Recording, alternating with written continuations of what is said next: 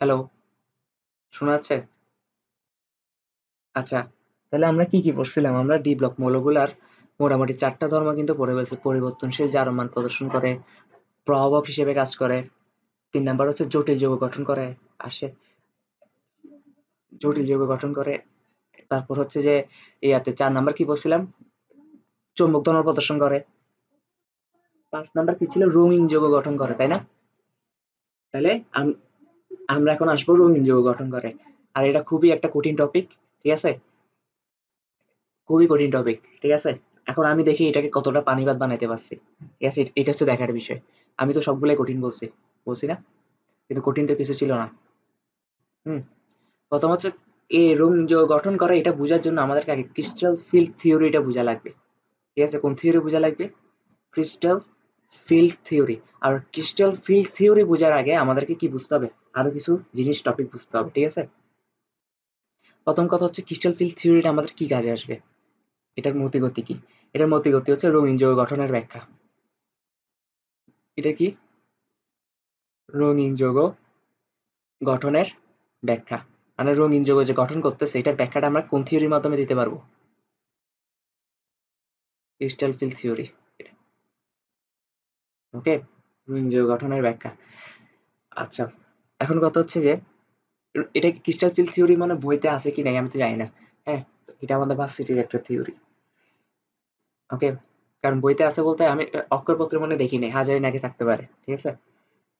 তো এখন হচ্ছে যে রঙিন যৌগ গঠনের ব্যাখ্যার জন্য আমাদেরকে ক্রিস্টাল ফিল্ড থিওরিটা বোঝা লাগবে, কিন্তু ক্রিস্টাল ফিল্ড থিওরি বোঝার আগে আমাদেরকে আরো কিছু জিনিস বোঝা লাগবে। সেটা হচ্ছে ডিডি ট্রানজিশন। কি বোঝা লাগবে? কিছু বুঝোস না, তাই তো? D D transition. ডিডি কি? ট্রানজিশন। D D transition. ওকে। আচ্ছা, এখানে এই টপিকগুলো বোঝার আগে আমাদেরকে কিন্তু মিনিমাম বেসিক আইডিয়া থাকা লাগবে গুণগত রসায়ন নিয়ে, ঠিক আছে? গুণগত রসায়নে বোর পরমাণু মডেল নিয়ে মিনিমাম একটু বেসিক আইডিয়া থাকা লাগবে, ঠিক আছে? আশা করি তুই পারস। হুম। আচ্ছা, একটা ডি অরবিটাল আঁকি, ঠিক আছে? একটা ডি অরবিটাল কেমন হয় দেখতে? দেখি বলতো একটা ডি অরবিটাল কেমন হয় দেখতে? পাঁচটা, না না, পাঁচটা ঘর, তাই তো? ডি অরবিটাল পাঁচটা ঘর না, মানে পাঁচটা ডি অরবিটাল তো অ্যাকচুয়ালি ডি অরবিটাল সেটের ভিতর পাঁচটা ডি অরবিটাল থাকে, তাই না? পাঁচটা ডি অরবিটাল মানে এটা অক্ষের উপর নির্ভর করে নামগুলো দেওয়া হয়েছে। এগুলো গুণগত রসায়নে পড়াইছি না? এক্স ওয়াই অক্ষ বরাবর থাকলে এটা ডি এক্স ওয়াই, আর ওয়াই জেড অক্ষ বরাবর থাকলে ডি ওয়াই জেড, এগুলো আর কি, ঠিক না? তাহলে এক, দুই, তিন, চার। ওকে, তাহলে এটা হচ্ছে ডি অরবিটাল, তাই তো? আস্তে আস্তে বুঝ, ঠিক আছে? তাড়াহুড়া করার দরকার নেই। এটা হচ্ছে কি? D orbital. Okay, D orbital. আচ্ছা, কোনো কারণে, কোনো কারণবশত ডি অরবিটাল ভেঙে যায়, ঠিক আছে? কোনো কারণবশত ডি অরবিটালটা কি ভেঙে যায়? কিভাবে ভেঙে যাবে দেখি বলতো? এই যে ডি অরবিটাল ভেঙে যাবে, ঠিক আছে? ভেঙে যাবে। ডি অরবিটালটা ভেঙে গেলে আমাকে একটা কথা বলতো, মানে ডি অরবিটালটা যদি ভেঙে যায়, পাঁচটা অরবিটাল থেকে কয়টা অরবিটাল হবে? যে কোনো একটাতে দুইটা থাকবে, যে কোনো একটা তিন, যে কোনো একটা দুইটা, যে কোনো একটা তিনটা। এটা ছাড়া তো আর অন্যভাবে বিন্যাস করা সম্ভব না। সম্ভব? মানে যদি অর্ধেক বরাবর ভাগ, যদি অর্ধেক বরাবর ভাঙতে চাই তাহলে অবশ্যই একটাতে দুইটা থাকবে, একটাতে তিনটা থাকবে, তাই না? এটা ছাড়া তার কোনো পসিবলই নেই। আছে? ঠিক আছে, তাহলে অর্ধেক বরাবর ভেঙে যায়, ভেঙে গেলে কি হবে? ভেঙে গেলে এখানে দুইটা অরবিটাল থাকবে, এখানে দুইটা অরবিটাল থাকবে, এখানে তিনটা অরবিটাল থাকবে। জিনিসটা বুঝতে পারছি? নিচে সবসময় তিনটা, উপরে কয়টা? দুইটা। কেন? এটা আমি পরে ব্যাখ্যা দিচ্ছি, ঠিক আছে? আমি আগে ডি ট্রানজিশনটা বুঝাচ্ছি। কোনো কারণবশত ডি অরবিটালটা ভেঙে যায়, ভেঙে দুইটা তিনটা অরবিটালে পরিণত হয়। বুঝতে পারছি? দুইটা তিনটা অরবিটালে পরিণত হয়। এখন কথা হচ্ছে যে কোন কারণবশত হয়, ঠিক আছে? এটাও আমরা একটু পরে বুঝবো যখন ক্রিস্টাল ফিল্ড থিওরি বুঝবো, ঠিক আছে? ক্রিস্টাল ফিল্ড থিওরি বোঝার আগে কি যে জিনিসগুলো আমাদের বোঝা লাগবে এই জিনিসটা আমি বুঝিয়ে দিচ্ছি, ঠিক আছে?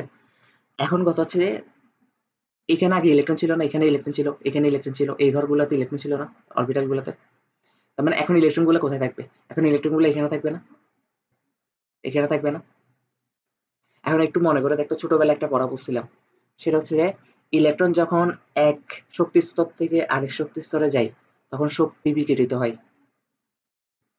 পড়ছিলাম কিনা? নিম্ন হ্যাঁ, নিম্ন শক্তি স্তর থেকে উচ্চ শক্তি স্তরে গেলেও শক্তি শোষিত হয়, উচ্চ শক্তি স্তর থেকে নিম্ন শক্তি স্তরে আসলে শক্তি বিকিরিত হয়। শক্তি শোষিত হোক আর বিকিরিত হোক, একটা শক্তি তো নির্গমন হয়, তাই না? ওইটাকে বল। আর শক্তি নির্গত হওয়ার কারণে আমরা কালার দেখতে পারতাম না, কারণ শক্তি একটা তরঙ্গ। এই অবস্থান্তর মৌলগুলো তো ডি ব্লক মৌলই, ঠিক না? এখানে কি হবে, ইলেকট্রনগুলো একবার এখান থেকে এখানে যাবে, এখান থেকে এখানে যাবে। জিনিসটা বুঝাতে পারছি? পার্থক্য শুধু কোথায়, ছোটবেলায় পড়ে আসছিলাম নিম্ন শক্তি স্তর থেকে হয় উচ্চ শক্তি স্তরে যায়, উচ্চ শক্তি স্তর থেকে নতুন নিম্ন শক্তি স্তরে আসে। কিন্তু ডি ডি ট্রানজিশনে কি করতেছে, ডি অরবিটাল থেকে ডি অরবিটালে যাচ্ছে, তাই না? এই যে ডি অরবিটাল থেকে ডি অরবিটালে যাচ্ছে, এটাকে বলে ডিডি। আর যাচ্ছে ট্রানজিশন, ঠিক আছে, ডিডি, এটাকে বলে ডিডি ট্রানজিশন। জিনিসটা বুঝাতে পারছি? আর ডিডি ট্রানজিশন হওয়ার কারণে রং সৃষ্টি হয়। আর সেই জন্য অবস্থান্তর মৌলগুলা রঙিন যৌগ গঠন করে। জিনিসটা বুঝাতে পারছি কিনা? বুঝাতে পারছি? এটা জাস্ট একটা বেসিক আইডিয়া ছিল। এখন আমরা ডিটেলসে যাব, ঠিক আছে? এখন হচ্ছে আমরা ডিটেলসে যাব। প্রথমে একটা কি বলে, প্রবলেম সলভ করে ফেলি, ঠিক আছে? প্রথমে প্রবলেম সলভ করে ফেলি, তাহলেই হবে। একটা জটিল যৌগ নিই, কেমন? আচ্ছা আচ্ছা, সমস্যা নেই। পিডিএফ আমার পড়ানোর সাথে সাথে পেয়ে যাবি, ঠিক আছে? ফেরাস, তারপর হচ্ছে যে হেক্সোসায়ানাইড, ঠিক আছে? এই যৌগটা খুব চেনা না? এই পরীক্ষা এগুলোই আসবে, এই যৌগগুলোই আসবে, এসব চেনা যৌগগুলো। হ্যাঁ, ফেরাস হেক্সোসায়ানাইড -4, এই জিনিসটা তো বুঝছস। এটা একটা জটিল আয়ন, তাই না? তো তোকে প্রশ্ন করবে যে এই জটিল আয়নটাতে কিভাবে রঙিন যৌগ গঠন হয়, বা এর জটিল আয়নটা কিভাবে রঙিন যৌগ গঠন করে, ঠিক আছে?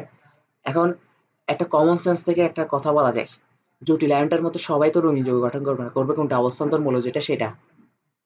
কারণ আমরা পড়ালেখা করতেছি কাকে নিয়ে, ডি অরবিটালকে নিয়ে, আমরা তো সায়ানাইডকে নিয়ে পড়ালেখা করতেছি না, ঠিক না? এখানে সায়ানাইড কি, সায়ানাইড হচ্ছে লিগ্যান্ড, ঠিক আছে? ওকে, তাহলে রঙিন যৌগ গঠন করে এটা ব্যাখ্যা করো, ঠিক আছে? এটা কেমনে ব্যাখ্যা করবে? শুরুর স্টেপটা সবসময় সেম থাকবে, সেটা হচ্ছে যে অবস্থান্তর মৌল কি বের করা, জারণ মান বের করা, ঠিক আছে? কি বের করা পারবি না? এক্স প্লাস মাইনাস 1 × 6, এগুলো তো কালকে দেখাই দিছি, জারণ মান বের করা, ঠিক না? -4, এখান থেকে সুতরাং x সমান কত আসবে, x সমান আসবে +2, ঠিক আছে? তার মানে এই জটিল আয়নটাতে আয়রন কি আকার আছে, Fe2+ আকারে না? জাস্ট এটা কনফার্ম করার জন্য হচ্ছে জারণ মানটা বের করা, আর কিছু না, ঠিক আছে?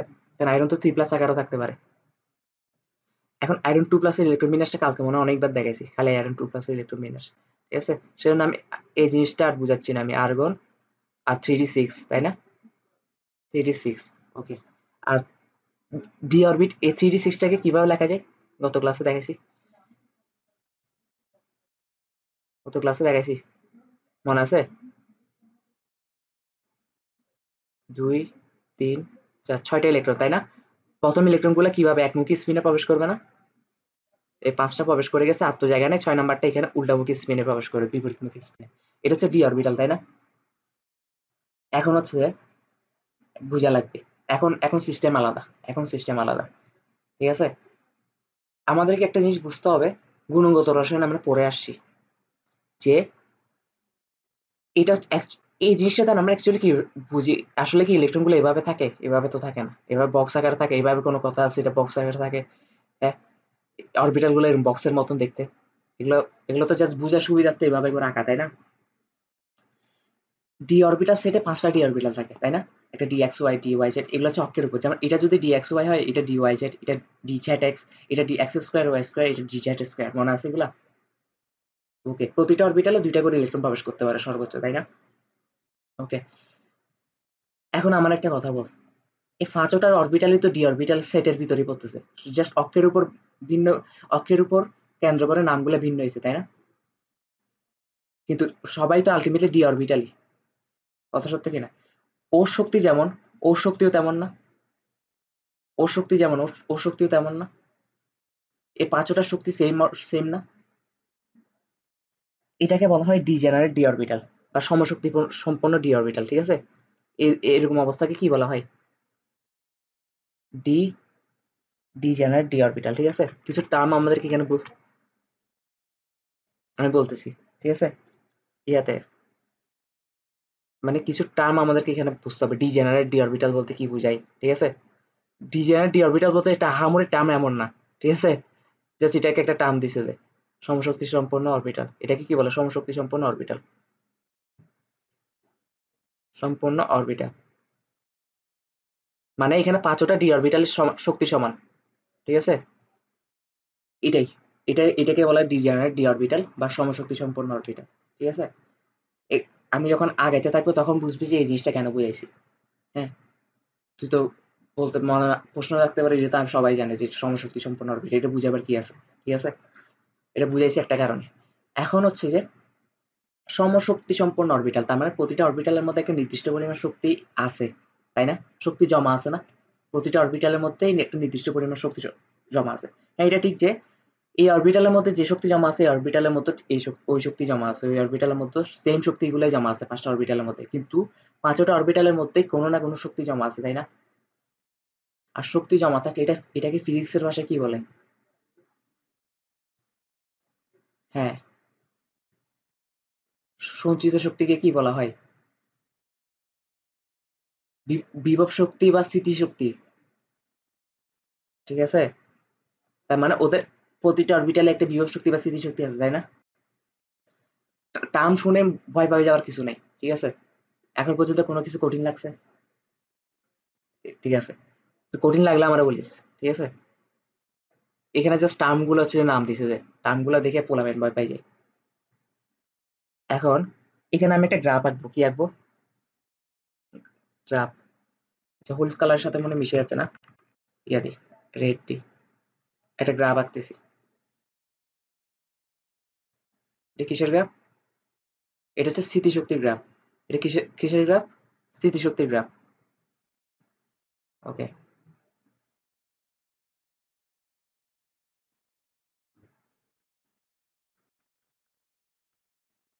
স্মৃতি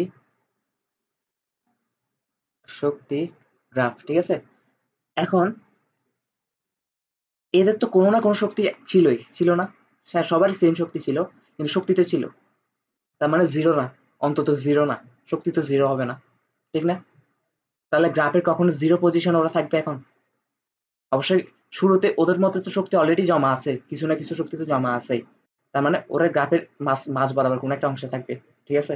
কারণ স্মৃতিশক্তি তো ওদের মধ্যে অলরেডি কিছু জমা আছে, পরে কি হবে এটা পরেরটা, ঠিক আছে। কিন্তু আমরা তো জিরো বসাইতে পারবো না, পারবো না। তার মানে এখন কি করতে হবে? আমি যেভাবে লিখে দিচ্ছি পরীক্ষার খাতা এভাবে লিখে দিয়ে আসবি, ঠিক আছে, আর কিছু না। চিত্রটা এভাবে আঁকে দিয়ে আসবি, কপি পেস্ট। তার মানে শুরুতে আমি ধরে নিলাম গ্রাফের এই পজিশনে আছে, ঠিক আছে। শক্তি গ্রাফের কোন পজিশনে আছে? এই পজিশনে আছে, এই যে এই পজিশনে আছে। এবার ডট ডট ডট দিয়ে দেখাই দিবি, ঠিক আছে। শুরুতে হচ্ছে গ্রাফের এই পজিশনে আছে। আচ্ছা, এখন কি হবে? এখন হচ্ছে যে যখন অরবিটাল গুলা ভেঙে যাবে, দুই অরবিটাল ভেঙে যাবে, ভেঙে গেলে কি হবে? আমি বলছিলাম যে ভেঙে দুইটা, একটাতে থাকবে দুইটা, একটাতে থাকবে তিনটা, তাই না? দুইটা, একটাতে থাকবে তিনটা। কেন ভাঙে আমি বুঝাচ্ছি, ঠিক আছে। কেন ভাঙে আমি বুঝাচ্ছি, ওকে। এখন কথা হচ্ছে যে আমি সব একটু আগে বলে আসি, দুইটা অরবিটাল বিশিষ্ট যেটা সেটা হচ্ছে উপরে থাকবে, তিনটা অরবিটাল বিশিষ্ট সেটা নিচে থাকবে, তাই না? এটার বলার রিজন হচ্ছে যে এটা স্মৃতিশক্তির গ্রাফ না? তার মানে উপরে আছে কোনটা? এই দুইটা না? এই দুইটা। তার মানে ওদের স্মৃতিশক্তি বেশি না নিচের তিনটা থেকে? নিচের তিনটা থেকে স্মৃতিশক্তি বেশি কিনা? তার মানে এরা হচ্ছে উচ্চ শক্তি সম্পন্ন অরবিটাল। এরা হচ্ছে উচ্চ শক্তি ডি অরবিটাল। উচ্চ শক্তি কি? ডি অরবিটাল, এই দুইটা। আর এরা হচ্ছে কি? নিম্ন শক্তি ডি অরবিটাল। নিম্ন শক্তি কি? D orbital. কিন্তু আলটিমেটলি ওরা কিন্তু একসময় সবাই সমান শক্তি ছিল, তাই না?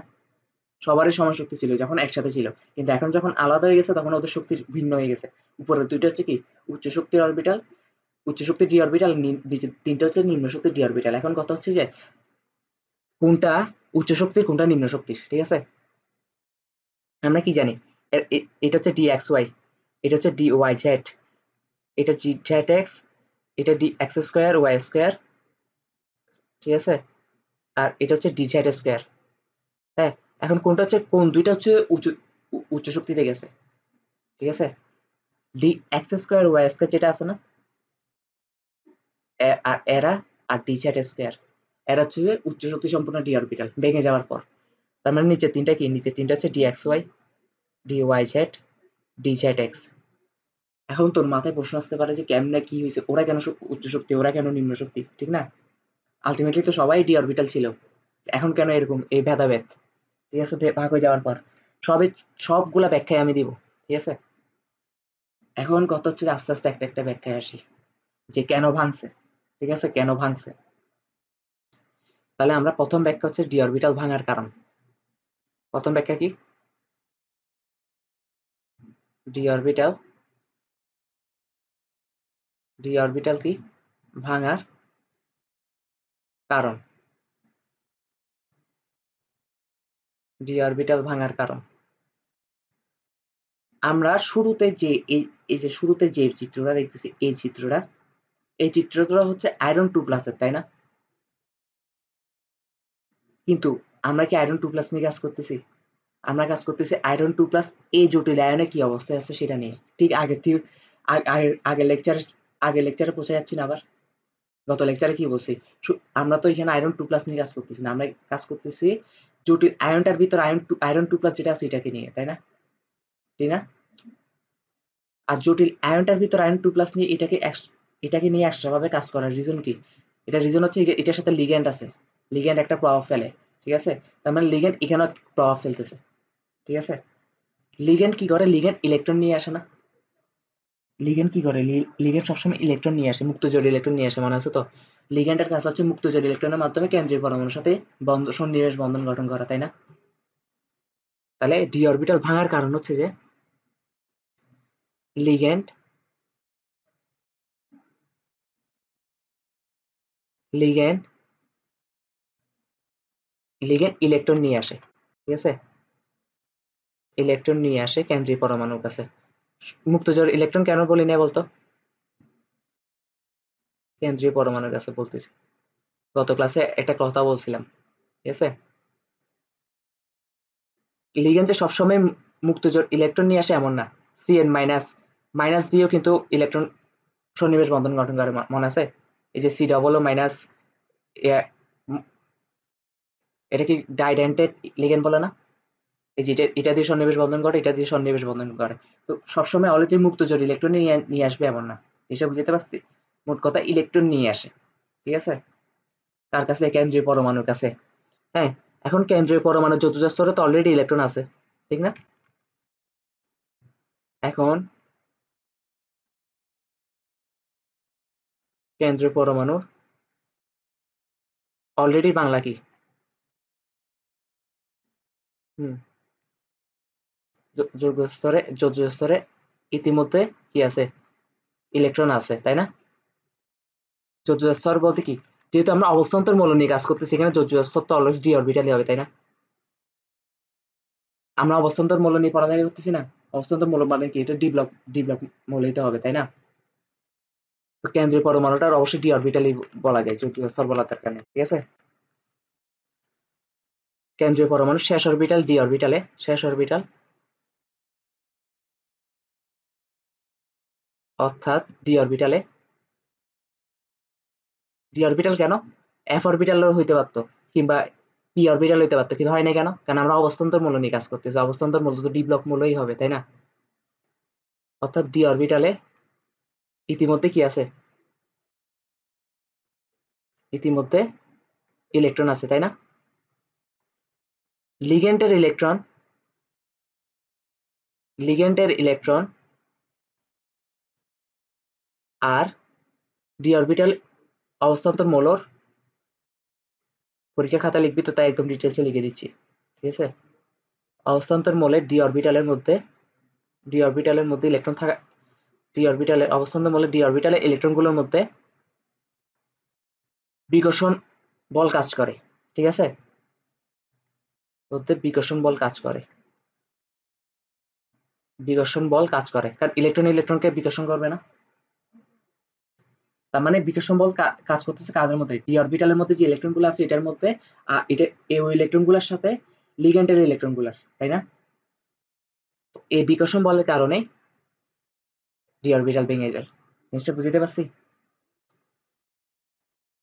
এই বলের কারণেই ডি অরবিটাল ভেঙে যায়, ডি অরবিটাল ভেঙে যায়।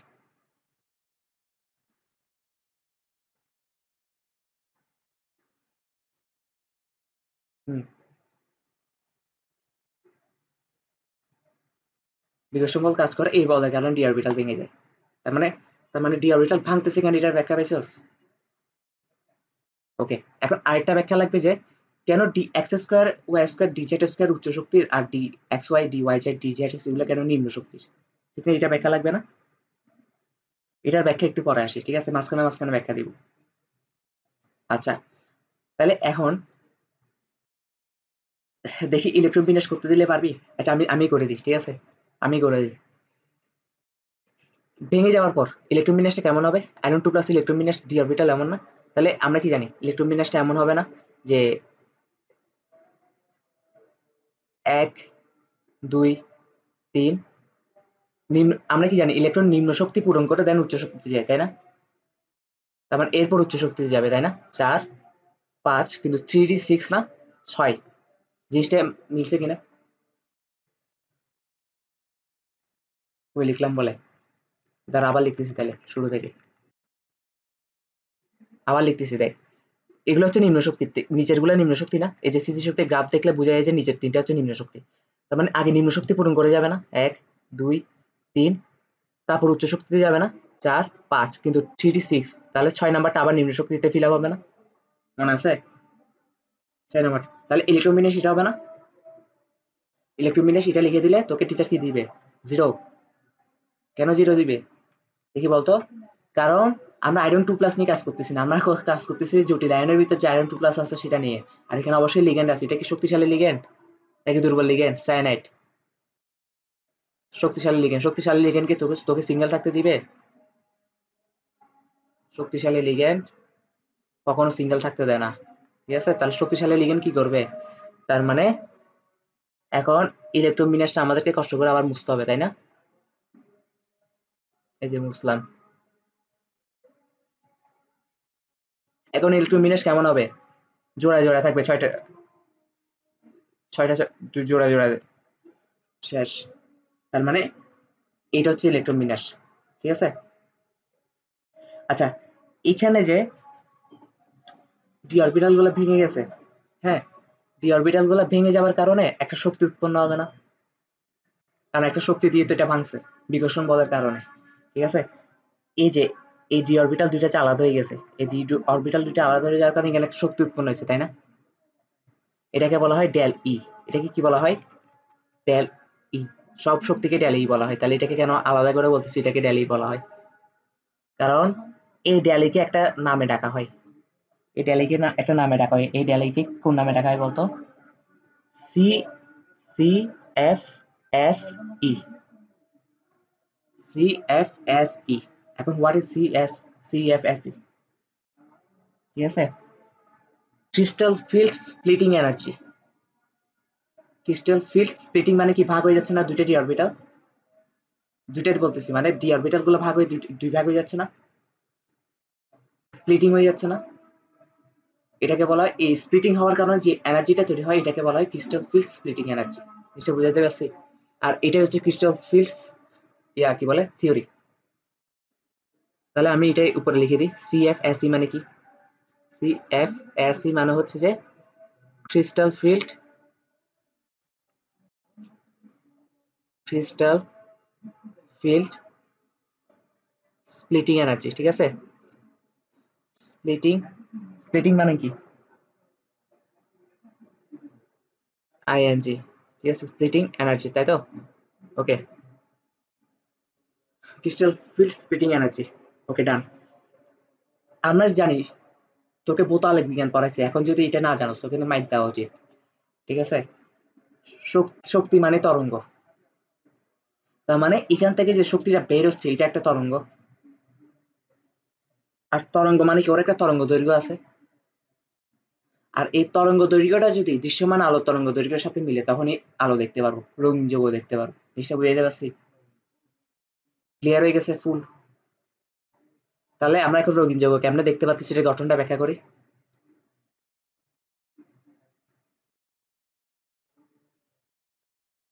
রঙিন যৌগ কেন গঠন হচ্ছে, তাই তো? কেন গঠন হচ্ছে? আচ্ছা একটু দাঁড়া, আমি একটু বাথরুম থেকে আসি। তাহলে কি বলতেছিলাম, রঙিন যৌগ গঠন করে, তাই তো? একটু দাঁড়া। আচ্ছা, রঙিন যৌগ কেন গঠন করে এটা ব্যাখ্যা কি দিছিলাম। ডি অরবিটাল যখন ভেঙে যায়, ঠিক আছে, আমি কিন্তু ধাপে ধাপে সব ব্যাখ্যা দিচ্ছি, দেখছস? কেন ওইটা আগে ব্যাখ্যা দিই না, এবার বুঝছস তো? প্রথম ব্যাখ্যাটা কি ছিল, ডি অরবিটাল ভাঙে কেন, এবার হচ্ছে ডি অরবিটাল ভাঙার পর কি হচ্ছে, তাই না? ডি অরবিটাল যখন ভেঙে যায়, ডি অরবিটাল যখন দুই ভাগে ভেঙে যায়,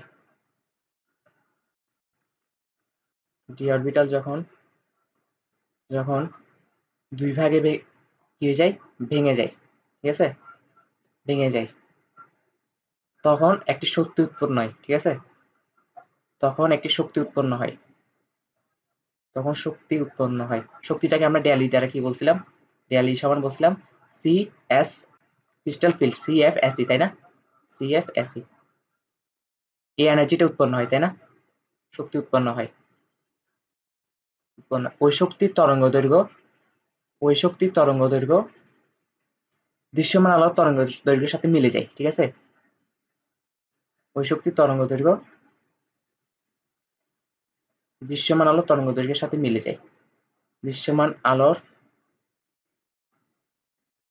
তরঙ্গ দৈর্ঘ্যের সাথে মিলে যায়, তরঙ্গ দৈর্ঘ্যের সাথে কি হয়ে যায়, মিলে যায়, মিলে যায়, ঠিক আছে? আর এই দৃশ্যমান আলো তরঙ্গ দৈর্ঘ্যের সাথে মিলে বলে আমরা রং দেখি, ঠিক আছে? এখন আমরা কি জানি, দৃশ্যমান আলো 7টা না, বেনি আসহ কলা, ছোটবেলা থেকে বলছি, ঠিক আছে? আবার বড়বেলা কি বলছিলাম, বেগুনি রঙের তরঙ্গ দৈর্ঘ্য কতটুক, নীল রঙের তরঙ্গ দৈর্ঘ্য কতটুক বলছি না? 380 থেকে 425 হচ্ছে বেগুনি, 425 থেকে আবার 450 হচ্ছে নীল, মনে আছে এগুলা? গুণগত রসায়নে পড়াইছিলাম। এখন যে তরঙ্গ দৈর্ঘ্যের সাথে মিলবে ওই রংটা দেখতে পারবো, ঠিক আছে? আয়রনের ক্ষেত্রে একটা মিলে, কপারের ক্ষেত্রে আরেক ধরনের মিলে, ঠিক আছে? জিনিসটা বুঝতে পারছি? তাহলে রঙিন যৌগ কেন গঠন করে এটা পরীক্ষার খাতায় লিখে দিয়ে আসতে পারবো। ওকে, তাহলে মোটামুটি আমাদের কিন্তু আর আরেকটা জিনিস বুঝলে হবে, সেটা হচ্ছে কেন ডি এক্স স্কোয়ার আর D Y square, D Z square উপরে, ডি এক্স ওয়াই কি ডি জেড এক্স এগুলো কেন নিচে, ঠিক আছে? কথা ঠিক কিনা? আচ্ছা, এখানে আরো কিছু টার্ম পড়তে হবে। যেহেতু ডি জেনারেট ডি অরবিটাল পড়ছি, তার মানে ভেঙে যাওয়ার পর কি এরা কি আর ডি জেনারেট থাকে? ভেঙে যাওয়ার পর কি ওর আর সমান শক্তি থাকবে? আমরা তো গ্রাফ দেখলে বুঝতেছি উপরের দুইটা বেশি শক্তি, নিচের তিনটা কম শক্তি, তাই না? আর এগুলাকে বলা হয় নন ডিজেনারেট ডি অরবিটাল। এগুলাকে কি বলা হয়? এটা কোথায় লিখবো, ভিজে ভিজে হয়ে যাচ্ছে তো সেজন্য একসাথে লিখে, এভাবে লিখি, ঠিক আছে? এটাকে কি বলা হয়, এই দুটো এগুলাকে কি বলা হয়, নন ডিজেনারেট ডি অরবিটাল, ঠিক আছে? মানে এরা আর সমান শক্তি না, ঠিক আছে? ডিজেনারেট ডি অরবিটাল, নন ডিজেনারেট ডি অরবিটাল, এরা সমান শক্তি না। ওকে, উপরের দুইটার আবার নাম আছে, উপরের দুইটাকে কি বলা হয়, ইজি, ঠিক আছে? আর নিচের দুইটাকে বলা হয় টি টু জি, নিচের দুইটাকে, নিচের তিনটাকে কি বলা হয়, টি টু জি। কিছু বুঝতে পারছি? এখন এটার কোনো ব্যাখ্যা নেই, দুনিয়া সব ব্যাখ্যা দিতে পারলে এটা কোনো ব্যাখ্যা নেই, এটাকে কেন ইজি বলা হয়, এটাকে কেন টি টু জি বলা হয়, নাম দিছে আর কি, ঠিক আছে? নাম দিছে। ওকে, তাহলে এখন কথা হচ্ছে যে একটু তো বুঝলাম, এখন কথা হচ্ছে যে কেন D X square D Y square উপরে ডি জেড স্কোয়ারের শক্তি বেশি, D X Y D Y Z D Z X এর শক্তি কম, ঠিক আছে? এখন এটার ব্যাখ্যা দিই, যেভাবে লিখে দিয়েছি পরীক্ষার খাতায়, এবার চিত্র এঁকে এবার ব্যাখ্যাটা দিয়ে দিলে টিচার কি করবে, একটা ডান্স মেরে নাম্বার দিয়ে দিবে, ঠিক আছে, চাম্মাক চালো। ইয়াতে কি বলে, এখন কি ব্যাখ্যা করবো বলছিলাম, ও ওয়াই, ওয়াই ইয়া D X square Y square আর হচ্ছে কি D Z square stronger than কি, stronger than D X Y D Y Z D Z X, সবে আমি লিখে দিচ্ছি। এর থেকে বড় সুবিধার কোথায় পাবি, তুই শুধু পড়বি যে, ঠিক আছে। পড়ালেখার বলে ফ্লো হারাই যাচ্ছে, বলে কিসের পড়ালেখা ফ্লো হারাচ্ছে, সবই তো লিখে দিচ্ছি না দিচ্ছি। তোর কতগুলো কষ্ট আমি কমাই দিচ্ছি, তোর তো কোনো আইডিয়া নেই। এগুলো নর্মালি আমার টাইমে তো আমি শুনতাম নোট করতাম, শুনতাম নোট করতাম, আমার নোট করা দিত না, আমি এখানে সব লিখে দিতেছি, ঠিক আছে। ওকে, এটার রিজন হচ্ছে যে, প্রথম রিজন হচ্ছে লিগ্যান্ড সবসময় অক্ষ বরাবর কাজ করে। লিগ্যান্ড সবসময় কি বরাবর কাজ করে, আচ্ছা এটা এই চিহ্ন দিয়ে না দিয়ে,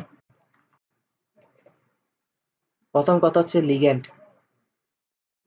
লিগ্যান্ড সবসময় অক্ষ বরাবর কাজ করে, অক্ষ বরাবর কাজ করে, হ্যাঁ, লিগ্যান্ড সবসময় অক্ষ বরাবর কাজ করে। আমি জানি তুই চিত্রগুলো ভুলে গেছিস, এখন চিত্রগুলো আবার মনে করালে তখন তোর মনে পড়বে ডি এক্স ওয়াই চিত্র কেমন ছিল, ডি ওয়াই জেড এর চিত্র কেমন ছিল, ভুলে গেছিস না, বুকে হাত রেখে বল, মনে আছে, মনে আছে, ডি এক্স ওয়াই চিত্র কেমন হবে আমাকে বলিস, ঠিক আছে, আমি তোর সাথে থাকবো। না না, ডি এক্স ওয়াই, হ্যাঁ, আর প্রতিটা অরবিটালের চিত্র, হ্যাঁ, প্রতিটা ডি, প্রতিটা ডি অরবিটালে তো ডাম্বেল আকার, এটা তো আমরা জানি, তাই না। এখন ডাম্বেল আকারটা কোন অক্ষ বরাবর, ডি এক্স ওয়াই কিভাবে আছে, হ্যাঁ, না ভুল, এই যে আমি তো জানলাম, ঠিক আছে, হ্যাঁ। তারপর লিগ্যান্ড হচ্ছে সবসময় অক্ষ বরাবর কাজ করে, লিগ্যান্ড যেদিক দিয়ে আসবে সেদিকে বিকর্ষণ বেশি হবে, ঠিক আছে, স্বাভাবিক, স্বাভাবিক না, লিগ্যান্ড ইলেকট্রন নিয়ে আসতেছে, আর ডি অরবিটালের মধ্যে ইলেকট্রন আছে, লিগ্যান্ড সরাসরি যে দিক দিয়ে আসবে ওই দিক দিয়ে বিকর্ষণ বেশি হবে না। আমি ব্যাপারটা আরো চিত্র দিয়ে বুঝে দিব, লিগ্যান্ড কি, যে দিক দিয়ে আসবে, যে দিক দিয়ে আসবে সেদিকে কি বিকর্ষণ বেশি, ঠিক আছে, সেদিকে বিকর্ষণ বেশি, সেদিকে বিকর্ষণ বেশি, ওকে, ভালো কথা। এখন কথা হচ্ছে বিকর্ষণ বেশি, আচ্ছা বিকর্ষণ বেশি মানে কি শক্তিও বেশি হবে না, বিকর্ষণ বলের শক্তিটাও বেশি হবে না, বিকর্ষণ বেশি মানে শক্তিটাও বেশি উৎপন্ন হবে না দুম করে। তার মানে আমরা একটা জিনিস বলতে পারি যে, এখানে যদি বিকর্ষণ নিই আর এখানে যদি শক্তি নিই, শক্তি নিই, আমরা একটা কথা বলতে পারি, বিকর্ষণ বেশি তাহলে শক্তিও বেশি, বিকর্ষণ কম তাহলে শক্তিও কম, এই জিনিসটা বলতে পারি কিনা। ওকে, তাহলে এখন আমরা একটা একটা চিত্র আঁকি, ঠিক আছে। প্রথম ডি এক্স ওয়াই চিত্র আঁকি, কিসের চিত্র আঁকবো, ডি এক্স ওয়াই চিত্র আঁকবো, এটা কি ওয়াই অক্ষ, এটা এক্স অক্ষ, কিন্তু ডি এক্স ওয়াই মানে কি একটা ডাম্বেল এক্স এর উপর থাকবে আরেকটা ডাম্বেল ওয়াই এর উপর থাকবে এমন না, ডি এক্স ওয়াই মানে হচ্ছে যে দুইটা ডাম্বেল এক্স ওয়াই এর মধ্যবর্তী জায়গায় থাকবে, তার মানে চিত্রটা কেমন হবে, ডি এক্স ওয়াই ডাম্বেলের চিত্রটা কেমন হবে, এরকম হবে, না এরকম, এক্স ওয়াই এর মাঝামাঝি থাকবে, ঠিক আছে, এক্স ওয়াই এর মাঝামাঝি থাকবে। এখন আমরা এক্স এর মাঝামাঝি থাকবে, এখন প্রতিটা অরবিটালে দুটো ইলেকট্রন থাকে, তাই না, নাকি, তার মানে এখানে যে ইলেকট্রন গুলো আছে, এখানে যে ডি অরবিটাল ইলেকট্রন গুলো আছে এগুলো এখানে, নাকি, কথা সত্য কিনা। লিগ্যান্ড একটু আগে কি পড়ে আসছি, একটু আগে পড়ে আসছি লিগ্যান্ড সবসময় অক্ষ বরাবর কাজ করে, কথাটা একটু আগে পড়ছি না, অক্ষ বরাবর কাজ করে না লিখে অক্ষ বরাবর আসে লিখি, ঠিক আছে, অক্ষ বরাবর আসে, লিগ্যান্ড সবসময় অক্ষ বরাবর আসে,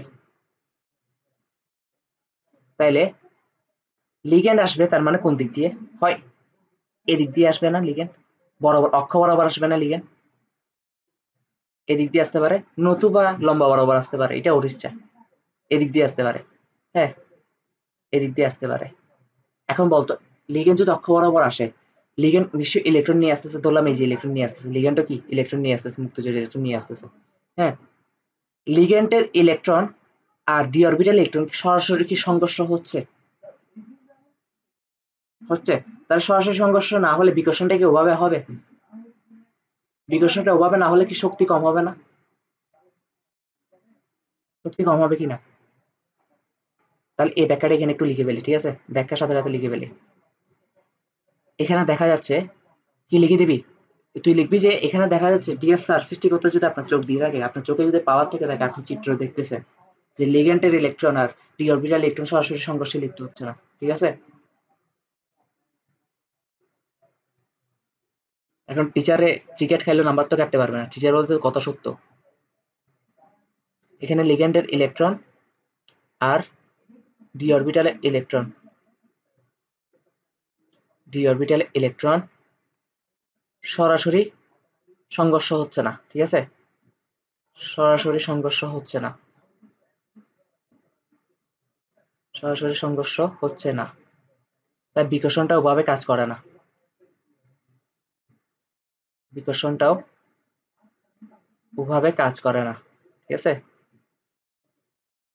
ওভাবে কাজ করে না, ফলে শক্তি কম উৎপন্ন হয়, ঠিক আছে? ফলে শক্তি কম উৎপন্ন হয়, ফলে শক্তি কম উৎপন্ন হয়। বুঝতে পারছি? ডি এক্স ওয়াই যে ডি এক্স ওয়াই চিত্রের যে ব্যাখ্যা, ডি ওয়াই জেড এর ঠিক সেম ব্যাখ্যা, ডি জেড এক্স এর ঠিক সেম ব্যাখ্যা। কারণ কেন? শুধু অক্ষের নামগুলো চেঞ্জ করে দিবি। ওয়াই জেড হলে এখানে ওয়াই রাখবি, একটাতে জেড রাখবি। জেড এক্স হলে একটা অক্ষরকে নাম দিবি জেড, একটা অক্ষরকে নাম দিবি এক্স, পারবি না? ওকে, তার মানে ওই তিনটার ব্যাখ্যা সেম।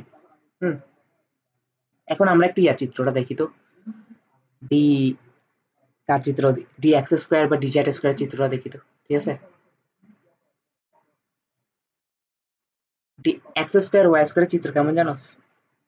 মনে আছে নাকি ভুলে গেছোস? এটা এটা যদি ওয়াই হয়, এটা যদি এক্স হয়, আর D X square Y square চিত্র রাখতেছি, দুইটা ডাম্বেলের মধ্যে একটা ডাম্বেল থাকবে ওয়াই অক্ষের উপর, আর একটা ডাম্বেল থাকবে কিসের উপর? এক্স, এক্স এর ভিতর, এক্স এর উপর, ঠিক আছে? এটা হচ্ছে ডি, এটা হচ্ছে D X square Y square. আর লিগ্যান্ডও আসবে কোন দিক দিয়ে? লিগ্যান্ডও আসবে বাবা এদিক দিয়ে, ঠিক আছে? লিগ্যান্ড, লিগ্যান্ড আসতেছে, লিগ্যান্ড দুইটা ইলেকট্রন নিয়ে আসছে। এখন ওর মধ্যে দুইটা ইলেকট্রন আছে, সরাসরি দুইটা ফেস টু ফেস হয়ে গেছে, তাহলে মারামারিটাও বেশি হবে না? ডাইরেক্ট মারামারি। এখন খালি মুখে না, এখন হাতও চলবে, হাতও চলবে না, কারণ সরাসরি ফেস টু ফেস হয়ে গেছে। তো ব্যাপারটা কি জানোস? এদিকে, এদিকে কি ঘটনা করছে জানোস? এই ইলেকট্রন, ইতের ইলেকট্রন গুলাতে এদিকে, ইতের ইলেকট্রন গুলাতে এদিকে, এদিকে না, ইতো ওখান থেকে তুই আয়, তুই আয়, ঠিক আছে? তোর মায়ের আমি ঘুমামু, ইতেও বলে যে তোর মায়ের আমি ঘুমাবো, কিন্তু কেউ কারো মারা না, ঠিক আছে? ওই মুখে মুখে আর কি, ফটর ফটর। হ্যাঁ, মোশাররফ করিমের একটা মিম আছে না, তুই আয়। কিন্তু এখানে কি গেছে, এখানে ফেস টু ফেস হয়ে গেছে, এখন ফেস টু ফেস হয়ে গেলে কি মারামারিটা বেশি হবে, আর মারামারি বেশি হলে এখানে সংঘর্ষ বেশি হবে, শক্তি বেশি উৎপন্ন হবে, ঠিক আছে? শুধু এটার ক্ষেত্রে না, আরেকটা ব্যাখ্যা দিতে হবে না? ডিজেট স্কোয়ারটা ব্যাখ্যা দিতে হবে না? ডিজেট স্কোয়ার চিত্র কেমন ছিল দেখি বলতো? এখানে শুধু একটা অক্ষ নিয়ে ভাবলেই হবে, সেটা হচ্ছে জ্যাট অক্ষ নিয়ে ভাবলেই হবে, ঠিক আছে? হ্যাঁ, এটা ছিল যে এরকম, কোনাকুনি না, এরকম, এরকম, মনে আছে? এটা হচ্ছে ডিজেট স্কোয়ার। এখন লিগেন্ড আসবে কোন দিক দিয়ে? লিগেন্ড আসবে অক্ষ বরাবর। এই যে অক্ষ বরাবর যদি আসে, এদিকে লিগেন্ড যদি আসে, হ্যাঁ, এখানে কি সরাসরি ফায়ার হবে না? তাহলে ব্যাখ্যাটা কি হবে? ব্যাখ্যাটা কি হবে? এখানে, এখানে লিগ্যান্ডের ইলেকট্রন, ইলেকট্রন আর ডি অরবিটালের ইলেকট্রন, ডি অরবিটালের ইলেকট্রন সরাসরি সংঘর্ষে লিপ্ত হচ্ছে, ঠিক আছে? সংঘর্ষে লিপ্ত হচ্ছে,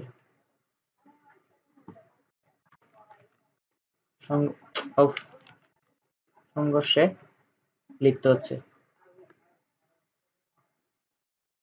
লিপ্ত হচ্ছে, ফলে বিকর্ষণও বেশি হচ্ছে, তাই না? বিকর্ষণও বেশি হচ্ছে, ফলে বিকর্ষণও বেশি হচ্ছে, ফলে শক্তিও বেশি উৎপন্ন হচ্ছে। ঠিক আছে, ফলে শক্তিও বেশি উৎপন্ন হচ্ছে, শক্তিও বেশি উৎপন্ন হচ্ছে। এখন তুই আমাকে জবাব দে, তুই আমাকে জবাব দে, তুই আমার জবাব দে, এই দুইটা কেন উপরে, এই দুইটা কেন নিচে? বুঝতে পারছি, বুঝতে পারছি কিনা? D X square DZ square যেখানে হচ্ছে ওখানে লিগেন্ড আসার সময় সরাসরি সংঘর্ষে লিপ্ত হচ্ছে, ভাঙার সময় বেশি পরিমাণ শক্তি এদিকে যাচ্ছে, এদিকে জমা হচ্ছে, আর কম শক্তি এদিকে জমা হচ্ছে। ঠিক আছে, ঠিক আছে কিনা? ব্যাখ্যা দিতে পারবি? যদি প্রশ্ন আসে ফেরাস হেক্সোসায়ানেট কিভাবে রঙিন যৌগ গঠন করে, এই ব্যাখ্যাগুলো দিয়ে আসতে পারবি কিনা? আনসারটা কিন্তু অনেক বড় হয়েছে না? বড় না, এইগুলো ছোট ছোট দুই লাইন ব্যাখ্যা জাস্ট। ঠিক আছে, দুই লাইন ব্যাখ্যা দিয়ে দিয়ে দিলে তোকে টিচারের 4-এ 4 দিয়ে দিবি। ঠিক আছে, নাচতে নাচতে নাচতে নাচতে 4-এ 4 দিবি। তাহলে আজকের ক্লাস এতটুকুই ছিল, এখন হচ্ছে আমরা প্র্যাকটিস করব, প্র্যাকটিস করবো। ঠিক আছে, কঠিন না সহজ বল, কঠিন না সহজ?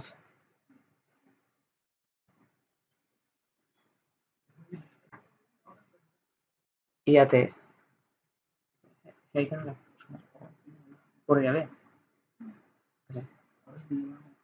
আচ্ছা আচ্ছা, আমরা তাহলে মোটামুটি পড়ে বলছি, তাহলে এখন একটু প্র্যাকটিস করি। ঠিক আছে, ফেরাস, পানি, H2O, দেখি পানি দুর্বল লিগ্যান্ড না সবল লিগ্যান্ড? দুর্বল লিগ্যান্ড। ঠিক আছে, আর হচ্ছে 2+, ঠিক আছে, এটা হচ্ছে ইলেকট্রন বিন্যাস। এখানে আমি যদি জারণ মান বের করি, তাহলে জারণ মান বের করলে আসে যে কি, এক সমান আসে, এক সমান আসে কত, +2 আসে। ঠিক আছে, +2 আসে, তার মানে সুতরাং Fe2+ এর কথাই বলতেছি, তাই তো? Fe2+ এর কথা বলতেছি, তার মানে ইলেকট্রন বিন্যাস কেমন হবে, মানে ওই চিত্রগুলো তুই আঁকতে পারবি না? হ্যাঁ, ওই যে এই চিত্রগুলো এখন ইলেকট্রন বিন্যাসটা এইভাবে দেখাইতে পারবি না? কারণ Fe2+ এর ইলেকট্রন বিন্যাসটা এইভাবে দেখাইতে পারবি না? পারবি তো নাকি? তাহলে আমি আমি আর এখানে না লিখতেছি। ঠিক আছে, আমি এখানে লিখে দিই ব্যাখ্যা আগের মতন, কারণ সময় নষ্ট করলে আপনি সেম জিনিসই তো। হ্যাঁ, শুধু পার্থক্য দুর্বল লিগেন্ড থাকার কারণে কি হয়েছে সেটা দেখাবো। ঠিক আছে, ব্যাখ্যা আগের মতন, ব্যাখ্যা আগের মতো। ওকে, তার চিত্রটা কপি করে আনতে পারি কিনা দেখি।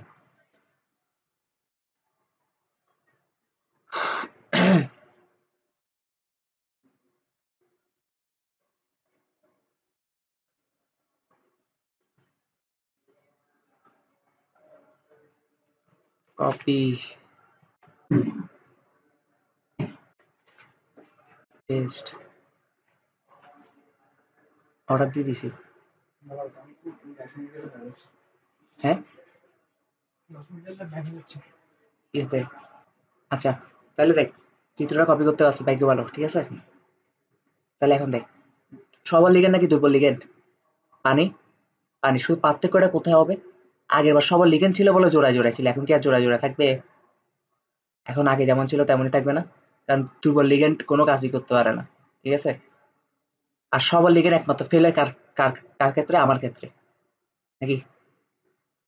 আমার জোর করেও মিঙ্গেল বানাইতে পারতেছে না, এতে থাকলেও নাই। আমি সালমান খান। ঠিক আছে, তাহলে তাহলে দেখ, 6টা ইলেকট্রন না 3d6 এ, 1 2 3, আগে নিম্ন শক্তিগুলো পূরণ করে উচ্চ শক্তিতে গেছে 6, 5টা হয়েছে, আবার ইলেকট্রনটা নিম্ন শক্তিতে ফিরবে বিপরীতমুখী স্পিনে। ঠিক আছে, তাহলে ইলেকট্রন বিন্যাসটা জাস্ট এরকম হবে, বাকি সব ব্যাখ্যা সেম, বাকি সব ব্যাখ্যা সেম। ঠিক আছে, এখন হচ্ছে যে পার্থক্য, এখানে একটা বিষয় আমাদেরকে বুঝতে হবে। ঠিক আছে, একটা জিনিস আমাদেরকে কি করতে হবে, বুঝতে হবে। এই পাশে আমরা লিগেন্ড নিই, এই পাশে আমরা লিগেন্ড নিই, আর এই পাশে আমরা শক্তি নিই, শক্তি আর বর্ণ নিই। কেমন? শক্তি আর বর্ণ নিই, শক্তি আর বর্ণ নিই। লিগেন্ড যদি শক্তিশালী হয়, লিগেন্ড যদি শক্তিশালী হয়, শক্তিশালী হয়, তাহলে শক্তিটা উৎপন্ন হবে কি বেশি না? শক্তিটা উৎপন্ন হবে বেশি, আর বর্ণটা হবে গাঢ়, গাঢ় বর্ণ। ঠিক আছে, এই যে এখানে যে, এখানে ডি অরবিটাল ভেঙে যাওয়ার কারণে যে শক্তিটা উৎপন্ন হবে, শক্তিটা উৎপন্ন হওয়ার কারণে যে কালারটা সৃষ্টি হবে, লিগেন্ড যদি শক্তিশালী হয় তাহলে কালারটা হবে কি গাঢ়। ঠিক আছে, আর লিগেন্ড যদি কি দুর্বল হয়, তাহলে শক্তি উৎপন্ন হবে কম, আর কালারটা হবে কি হালকা। যেমন এই ক্ষেত্রে লিগ্যান্ড লিগ্যান্ড কি লিগ্যান্ড এখানে কম শক্তি না, পানি পানি কম শক্তি সম্পন্ন লিগ্যান্ড না। তাহলে এটার কালারটা অ্যাকচুয়ালি কি হবে আমি তোকে বলে দিই। এটার কালারটা অ্যাকচুয়ালি হবে হালকা সবুজ, ঠিক আছে, হালকা সবুজ। এখানে আয়রন কি কি কালার শো করবে, হালকা সবুজ। হ্যাঁ, পরীক্ষার খাতায় যদি সেম প্রশ্ন চলে আসে আয়রন পানি 6টা 2+, তাহলে পরীক্ষার খাতায় যদি এটাও লিখে দিয়ে আসতে পারো যে হালকা সবুজ উৎপন্ন হবে, টিচার তো খুশিয়ে কি হবে আর, বুঝছিস নাই। নর্মালি তো কোন কোন কালার উৎপন্ন হয় এটা কেউ জানে না, কিন্তু তোকে এটা বলে দিছি আমি, ঠিক আছে। যদি প্রশ্ন হুবহু সেম আসে, কারণ প্রশ্ন সেম আসলে তখন বলবি হালকা সবুজ, ঠিক আছে, যে হালকা সবুজ কালার উৎপন্ন, তাহলে টিচার খুশি যাবে না। আর আগের যেটা প্র্যাকটিস করা হয়েছে ওটাতে লিগেন্ড কি শক্তিশালী ছিল না, ওটাতে লিগেন্ড শক্তিশালী ছিল। এখানে হবে যে কি গাঢ় হলুদ, গাঢ় হলুদ উৎপন্ন হবে, ঠিক আছে, গাঢ় হলুদ। এর অবস্থান তো বলো, কিন্তু দুইটাতে যোগ করতে সেম আয়রন 2+, কিন্তু একটাতে তৈরি হচ্ছে হালকা সবুজ, একটাতে তৈরি হচ্ছে গাঢ় হলুদ। তার মানে জটিল আয়নের মধ্যে শুধু অবস্থান্তর মূল্য নিয়ে কাজ করলে হয় না, অবস্থান্তর মূলের সাথে কোন লিগ্যান্ড আছে সেটাও খেয়াল রাখতে হয়। চেষ্টা বুঝাতে পারছি। তাহলে এখান থেকে প্রশ্ন আসলে কি ব্যাখ্যা করতে পারবি, আনসার করতে পারবি তো, তোর উপর বিশ্বাস রাখবো নাকি। এই চ্যাপ্টারের সব থেকে কঠিন পড়া শেষ, ঠিক আছে, বাকি সব ইজি, বাকি সব ইজি। কঠিন লাগছে কিছু না, তবে এটাতে একটু স্টেপ বেশি বাকিগুলো থেকে, তাই আজকের পড়া আজকে পড়ে ফেললে শেষ, জীবনে ভুলবি না। এগুলো আরো মজার পড়া না। আচ্ছা, এখন কথা হচ্ছে আমরা দুইটা ম্যাথ করব, এই দুইটা ম্যাথ করার পর আমাদের এই চ্যাপ্টারের 50% অংশ শেষ। 50% অংশ শেষ মানে আমাদের চ্যাপ্টারের নাম কি, মৌলের পর্যায়বৃত্ত ধর্ম ও রাসায়নিক বন্ধন, তাই না। মৌলের পর্যায়বৃত্ত ধর্ম পর্যন্ত চ্যাপ্টার শেষ, ঠিক আছে। রাসায়নিক বন্ধন হচ্ছে নেক্সট ক্লাস থেকে হচ্ছে রাসায়নিক বন্ধন পড়াবো। ওকে, তাহলে আমরা দুইটা ম্যাথ করি, কেমন, ম্যাথ দুইটা প্রশ্ন লিখে ফেলি। আচ্ছা, তাহলে প্রশ্নগুলো আমি লিখে রাখছি, এখন হচ্ছে আমরা ম্যাথ করি। প্রথমে আমাদেরকে বুঝতে হবে যে ঘটনা কি ঘটতেছে, ঠিক আছে। এই টাইপের ম্যাথগুলো আমি কি বলছি, মুখস্থ করতে হবে বলছি না, মুখস্থ করতে হবে, ঠিক আছে।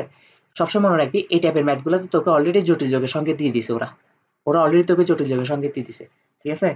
জটিল যোগের সংকেত কোনটা জানোস, এটাই জটিল যোগের সংকেত। হ্যাঁ, শুধু তোকে জটিল যোগের সংকেত নির্ণয় করতে হবে কেন, তোর তো চোখের সামনে জটিল যোগের সংকেত দেওয়া আছে, তোকে এই কারণে নির্ণয় করতে হবে থার্ড ব্র্যাকেটের ভিতর কোনটা থাকবে এটা নির্ণয় করা, আর থার্ড ব্র্যাকেটের বাইরে ক্লোরিন কয়টা বাইর হয়ে যাবে, কারণ অ্যানায়ন কয়টা বাইর হয়ে যাবে। কারণ আমরা কি জানি একটা জটিল যৌগের মধ্যে তিনটা জিনিস থাকে, কেন্দ্রীয় পরমাণু, লিগ্যান্ড, আর হচ্ছে যে অ্যানায়ন, তাই না।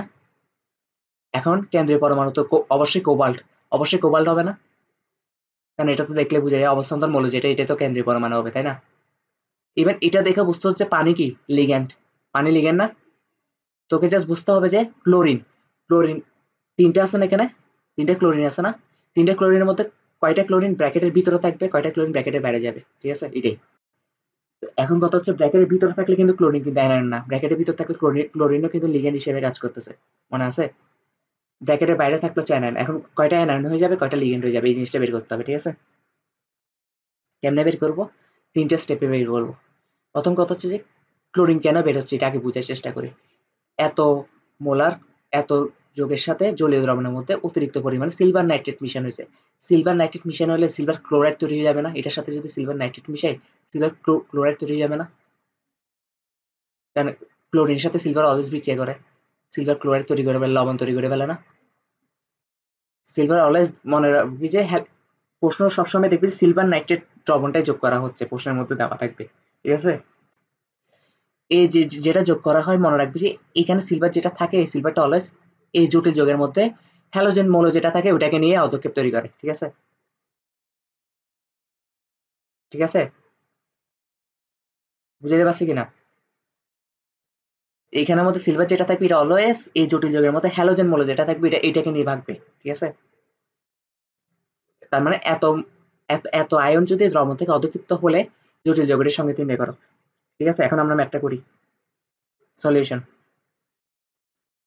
সলিউশন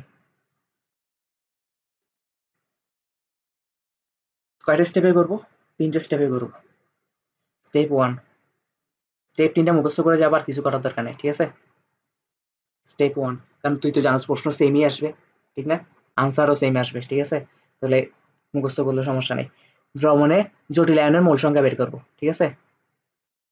দ্রবণের জটিল আয়ন কি পরিমাণ মোল আছে এটা বের করতে হবে, ঠিক আছে? জটিল আয়নের মোল সংখ্যা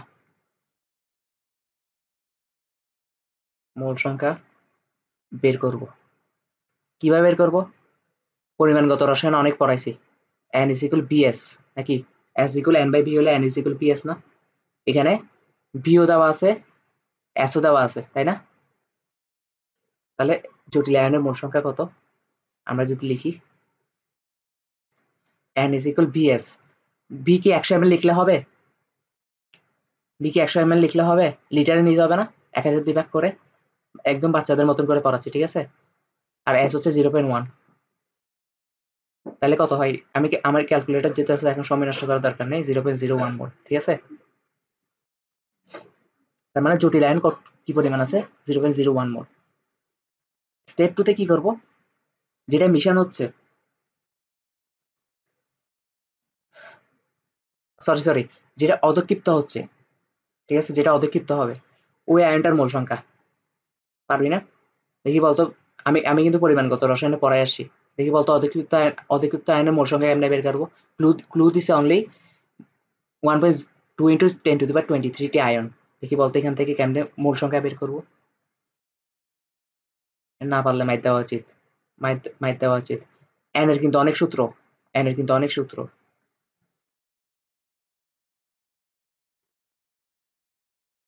অধক্ষিপ্ত আয়নের মোল সংখ্যা বের করবো। ডাব্লিউ বাই এম কেমনে হবে? হবে না তো, ডাব্লিউ বাই এম তো এক্স ডিভাইড বাই এন এ।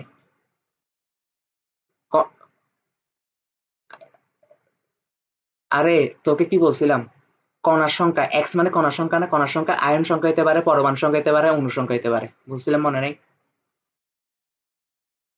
তাহলে এন ইজ ইকুয়াল কি হবে? X divide by N A দিয়ে, ঠিক আছে? X divide by N A. Okay, তাহলে আমরা করে ফেলি। এন ইজ ইকুয়াল কি হবে? 1.2 into 10 to the power 22 divide by কি হবে? এন এর সমান কত? 6.02 ইন্টু 10 to the power 23 না?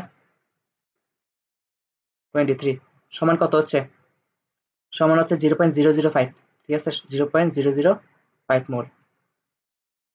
স্টেপ কয়টা গেছে? 2টা না?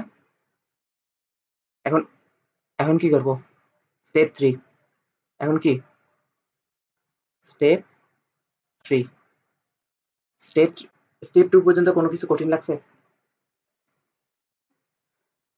কঠিন লাগছে কিনা? দ্রবণের মধ্যে দ্রবণের মধ্যে দ্রবণের জটিল আয়নের সাথে জটিল আয়নের সাথে জটিল আয়নের সাথে যুক্ত মুক্ত ক্লোরিন সংখ্যা, আয়নের সাথে যুক্ত মুক্ত ক্লোরিন সংখ্যা, কি সংখ্যা? মুক্ত ক্লোরিন সংখ্যা। মুক্ত ক্লোরিন সংখ্যা মানে হচ্ছে অ্যানায়ন সংখ্যা, ঠিক আছে? মুক্ত মানে কি? যেটা ব্র্যাকেটের বাইরে চলে যাচ্ছে, ঠিক আছে? আর এটা বের করার নিয়ম কি? এটার বের করার নিয়ম হচ্ছে যে মুখস্থ করে ফেল, ঠিক আছে? অধক্ষিপ্ত আয়নের যে মোল সংখ্যা পাইছি না, অধক্ষিপ্ত আয়নের মোল সংখ্যাটাকে যদি ইয়া দিয়ে ভাগ করে দিই, জটিল আয়নের মোল সংখ্যা দিয়ে ভাগ করে দিই, তাহলেই আমরা ওইটাই পাবো, ঠিক আছে? মুক্ত ক্লোরিন কয়টা আছে এটা পেয়ে যাবো। অধক্ষিপ্ত আয়নের মোল সংখ্যা ডিভাইড বাই জটিল আয়নের মোল সংখ্যা, ঠিক আছে? জটিল আয়নের মোল সংখ্যা। ওকে, অধক্ষিপ্ত আয়ন কয়টা পেয়েছিলাম? অধক্ষিপ্ত আয়নের মোল সংখ্যা পেয়েছি 0.02 নাকি? জটিল আয়ন পেয়েছিলাম 0.01। 0.01, আচ্ছা এটা 0.02 হবে, ঠিক আছে? খেয়াল রাখিস 0.02। বুঝতে পারছি? আরে চোখে আন্দাজ দেখতেছি কেন? 0.02 হবে, ঠিক আছে? 0.02, ঠিক আছে? ভাগ করলাম। এটার আনসার কত আসে? এটার আনসার আসে 2। তার মানে এই 2 নাম্বারটা দিয়ে আমি কি বুঝতেছি? আনসার যে 2 আসছে এটা দিয়ে কি বুঝছি দেখি বলতো? দেখবি কি বুঝছি? জটিল, এখন হচ্ছে জটিল যৌগের সংকেত আমরা লিখে ফেলতে পারবো। জটিল যৌগের সংকেত মোট 3টা ক্লোরিন ছিল, তার মানে 2টা ক্লোরিন থাকবে ব্র্যাকেটের বাইরে। ঠিক আছে,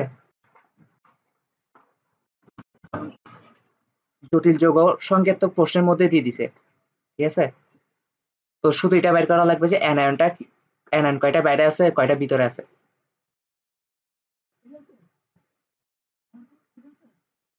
তাহলে আরেকটা প্রবলেম সলভ করলে একদম ক্লিয়ার হয়ে যাবে। ঠিক আছে,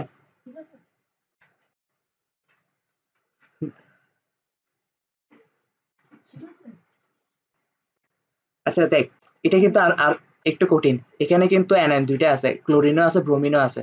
ঠিক আছে, তাহলে লিগেন্ড লিগেন্ড হিসেবে থাকবে কোনটা, ক্লোরিন নাকি ব্রোমিন?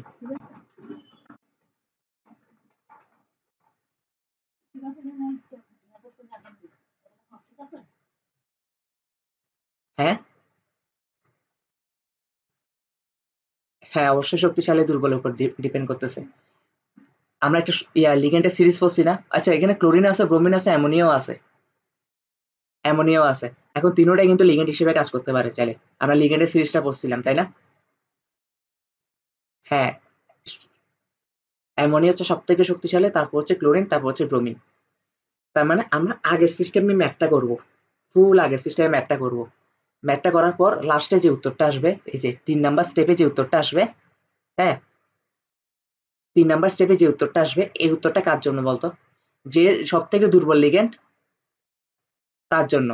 কারণ সেই ব্র্যাকেটের বাইরে থাকবে, শক্তিশালী লিগেন্ড তো ভিতরে থাকবে, ব্র্যাকেটের ভিতরে থাকবে। তার মানে যে কি হবে, যে হচ্ছে যে সব থেকে দুর্বল লিগেন্ড সেই বাইরে চলে যাবে। ঠিক আছে, আর এটার উত্তর অবশ্যই কি আসবে, এটার উত্তর অবশ্যই 1 আসবে। এটা পশু দেখেই বুঝতে পারছো না কেমনে 1 আসবে? কারণ অ্যামোনিয়া তো কখনো বাইরে যাবে না, যাবে? কারণ তিনটার মধ্যে সবথেকে শক্তিশালী কিন্তু হচ্ছে অ্যামোনিয়া, তার মানে অ্যামোনিয়া অবশ্যই ভিতরে আছে। ঠিক আছে, ক্লোরিন আর ব্রোমিনের মধ্যে শক্তিশালী হচ্ছে ক্লোরিন, তার মানে বাইরে যাবে অনলি ব্রোমিন। এখন ব্রোমিন তো আছে একটা, প্রশ্নের মধ্যে দেখাইতে যাচ্ছে একটা, তার মানে আনসারও আসবে একটা। ব্রোমিন তার 2 আসছে, 2টা ব্রোমিন তো আর বাইর করতে পারবেন, এখানে ব্রোমিন 2টা আছে। আছে কয়টা? একটা, তার মানে আনসারে 1 আসবে না। একটু আইকিউ খাটাইতে হয় আর কি। ঠিক আছে, তাহলে আমি কি এখন প্রশ্ন এটা কি সলভ করে দিব? আমি সলভ করে দিই, ঠিক আছে, সলভ করে দিচ্ছি সলিউশন। তাইলে প্রথমে স্টেপ, এখন আর এত ডিটেলসে লেখার দরকার আছে নাকি? আচ্ছা, তাও লিখে দিই। দ্রবণে জটিল আয়নের মোল সংখ্যা, জটিল আয়নের মোল সংখ্যা, জটিল আয়নের মোল সংখ্যা কেমনে বের করবো দেখি বল। এন ইজ ইকুয়াল কি দিব? N is equal V S. হ্যাঁ, ভি 100 ডিভাইড বাই 1000, ভি আর এস হচ্ছে 0.5। তাহলে এটার আনসার আসে কত? 0.005। ঠিক আছে, 0.005 মোল। তারপর হচ্ছে যে ইয়াতে কি বলে, অধক্ষিপ্ত আয়নের মোল সংখ্যা। এরপর কি করতে হয়? অধক্ষিপ্ত আয়নের মোল সংখ্যা বের করতে হয়, তাই না? অধক্ষিপ্ত আয়নের মোল সংখ্যা, অধক্ষিপ্ত আয়নের মোল সংখ্যা, অধক্ষিপ্ত আয়নের মোল সংখ্যা কি হবে? অধক্ষিপ্ত আয়নের মোল সংখ্যা হবে যে n is equal x divide by n, না x সমান 3 দিছে না? কোষের স্ট্রাকচার কিন্তু সেম, দেখছস? তাই মুখস্থ করলেই হচ্ছে ম্যাথটা। 6.02 × 10⁻23, 23। তাহলে এটার আনসার আসে যে 0.005। এটার আনসারও 0.005 আসবে। কেন আসবে দেখি বলতো? কারণ একটু পর ভাগ দিব না, ভাগ দিলে তো 1 আসতে হবে, ভাগ দিলে 1 আসতে হবে না? দ্রবণে মুক্ত আয়ন সংখ্যা, তাহলে এখন আমরা লিখবো দ্রবণে মুক্ত আয়ন সংখ্যা। দ্রবণে মুক্ত আয়ন সংখ্যা কত? মুক্ত আয়ন সংখ্যা, দ্রবণে মুক্ত আয়ন সংখ্যা হচ্ছে যে জটিল আয়নের মোল সংখ্যা ডিভাইড বাই জটিল আয়নের, সরি, অধক্ষিপ্ত আয়নের মোল সংখ্যা ডিভাইড বাই জটিল আয়নের মোল সংখ্যা। আচ্ছা, এটা আমি ডাইরেক্ট করে ফেলতেছি, ঠিক আছে, লেখাটা লিখতেছি না আর কি, কারণ এখন তো বড় হয়েছে, এখন ছোট আছে, সবগুলো খাওয়াই দিতে হবে। 1, তাহলে এখন তার মানে আমরা বুঝছি যে যে কোনো একটা অণু বা পরমাণু বাইরে থাকবে, ব্র্যাকেটের বাইরে থাকবে, এখন কোনটা বাইরে থাকবে? যেহেতু এখানে লিগেন্ড 3টা আসে, তখন আমাদেরকে একটা বাধ্যকতা লিখতে হবে। কি লিখতে হবে? একটা বাধ্যকতা লিখতে হবে স্পেকট্রোকেমিক্যাল সিরিজ অনুযায়ী। মনে আছে? স্পেকট্রোকেমিক্যাল সিরিজ অনুযায়ী, কেমিক্যাল সিরিজ অনুযায়ী, স্পেকট্রোকেমিক্যাল সিরিজ অনুযায়ী কি করতে হবে? আমরা কি জানি? অ্যামোনিয়ার শক্তি সবথেকে বেশি, তারপর হচ্ছে ক্লোরিন, তারপর হচ্ছে ব্রোমিন। হ্যাঁ, তাহলে এখন আমরা সরাসরি জটিল যৌগটা লিখে ফেলি। জটিল যৌগ হবে, জটিল যৌগ হবে সংকেত কি? প্লাটিনাম। অ্যামোনিয়া সবচেয়ে শক্তিশালী, তাকে ওকে প্রথমে লিখতে হবে। অ্যামোনিয়া 3টে আছে, ইনটু ক্লোরিন, ব্র্যাকেট ক্লোজ, ব্র্যাকেটের বাইরে কে? ব্রোমিন। এটাই এটাই আনসার, এটাই আনসার। ইজি না কঠিন? হ্যাঁ, ইজি না একদম? ম্যাথ ম্যাথ সেম টাইপেরই আসবে, প্রশ্ন সেম টাইপের আসবে, জাস্ট একটু মুখস্থ করতে হবে 3টা স্টেপ। তাহলে আমাদের কিন্তু এই চ্যাপ্টারে কিন্তু 50% অংশ শেষ, পর্যাবৃত্ত ধর্ম পর্যন্ত শেষ। এখন আমাদের নেক্সট ক্লাস থেকে নতুন নতুন ধরনের টপিক পড়বো আমরা। নতুন ধরনের টপিক কি কি? রাসায়নিক বন্ধন। ঠিক আছে? ওকে। আমার আমার পিসি বলতেছে আমি নাকি পড়াবার সময় কিছুক্ষণ পর পর ঠিক আছে ঠিক আছে করি। হ্যাঁ, পরে আমি খেয়াল করলাম যে কিরে আসলে তো আমি এদিকে খেয়াল করলাম না। এই যে এখন এখন সামনে ছিল তো, দুষ্টামি করতেছিল। আমার বলছে, ঠিক আছে ঠিক আছে ঠিক আছে। তাহলে আমরা তাহলে নেক্সট ক্লাস থেকে কি পড়বো? রাসায়নিক বন্ধন, ঠিক আছে? এই যে দেখছো তো, আবার ঠিক আছে বেড়েছে। আচ্ছা, তাহলে শেষ। টাটা।